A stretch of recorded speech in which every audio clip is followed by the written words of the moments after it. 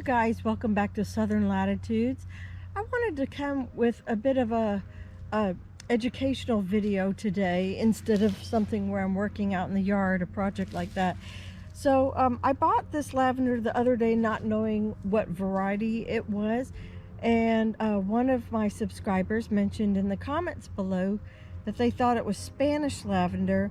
So I did look up, there's like 40 different varieties of lavender, but there's like 4 main groupings of lavender. And so Spanish lavender and French lavender are the only 2 that actually work for my growing zone, which is 9B. And so I was looking up Spanish lavender, which is Lavandula stoiches. Sorry, I'll put that down below. And it grows like a small shrub, which is about 18 to 36 inches tall and wide. So it is known for the upright petals, which this one has. So I think that's a good fit for this. And they kind of have like a rabbit ears appearance. Now mine's a little bit in transplant shock. We've had nothing but dry days. It's just still recovering a little bit from the shock. But anyhow, it has a rabbit-like appearance. And the leaves are edible to humans and can be used in moderation, you know, for some sort of savory dishes or baked goods. I don't plan to use it that way. I just really wanted to have a beautiful pollinator type plant here in the edge of my food forest. It does love the full sun. It's kind of getting shaded out by this box next to it right now.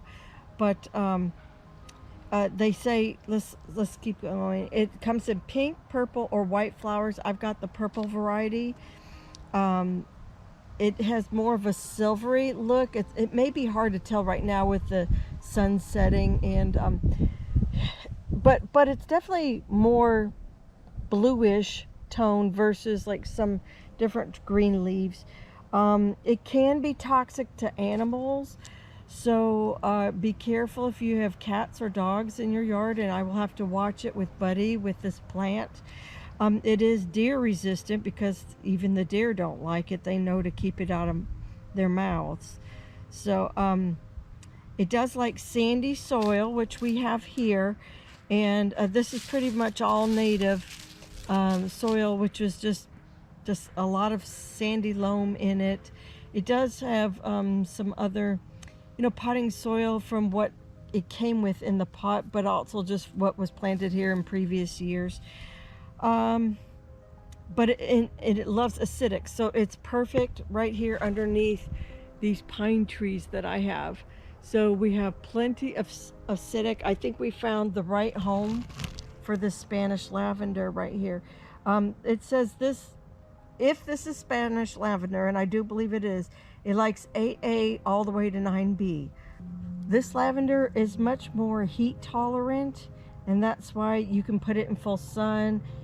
Once it's established, it doesn't need a lot of special care, watering. It doesn't have a lot of diseases or pest pressure. It may encounter, it says here on the internet, spittle bugs and fungal disease, which I don't know what that is. But anyhow, this should become a very substantial little bush, and you can propagate it by cuttings or seeds. So that'll be cool, that maybe it'll spread along here. Currently, right now, I have pink Sunday salvia. You can see the little pink tops right in here. Also hard to see with the setting sun, but that should spread itself in here too. I'm just trying to find alternatives besides just the Biden's elbow, which has been growing naturally on the edge of the food forest here. I'm really excited though to hopefully get this established and have found the right zone for it, and that it can propagate itself by, you know, returning with seeds. It is native to the Mediterranean area, so it does well in the hot and dry climates. It's a pretty popular lavender, especially for Florida. I mean, we can't even think about growing English lavender unless maybe you're right up there at the state line with like Georgia and Alabama. So it really doesn't require any special fertilizing, it can grow well in poor quality soil, low nutrients. It just doesn't require that much. It does its best without it. So that, again, another perfect fit in the Central Florida food forest. You can prune it. I probably won't be pruning this unless I just do a slight, just like to pop off, a little bit of the dead growth, and then get another flush of flowers. But for the most part, I'm going to let this thing let it do its thing here in the garden, and just enjoy the smell of the blooms and let the pollinators go crazy on it. The pollinators also really love this orange bulbine over here in the corner. So I'm just, working off of that and building it, where I have a great whole section right here for pollinators, because we're going to have the guavas right here. We have star fruit, we have elderberry, and then eventually the grapevines are fading out right now, but they will come back every spring. So I want to have something that goes through the winter months as best as possible, and continues to feed the pollinators in my area.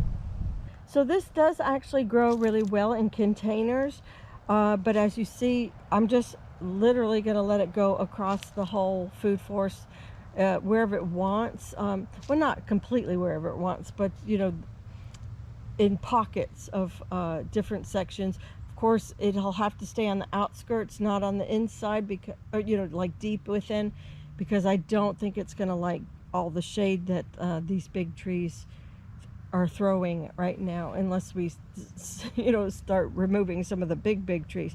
But right now it's kind of an area where we only have the overstory of the one big pine. So it does take the cold pretty well.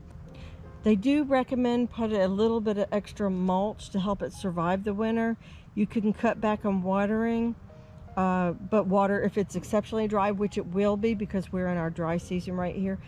So I did want to let you know that you should probably prune your Spanish lavender twice a year. It's more or less deadheading, so you would take off the dead blooms on it, kind of like that.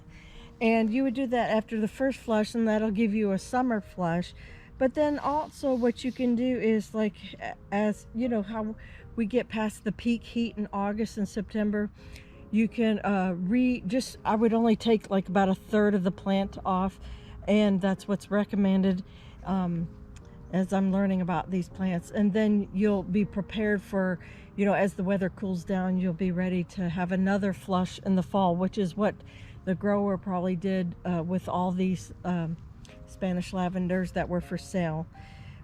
One thing that this is transplant shock for sure, but you can have yellowing and browning or droopy leaves. This one just needs water. It got watered this morning, but we'll water it again tonight.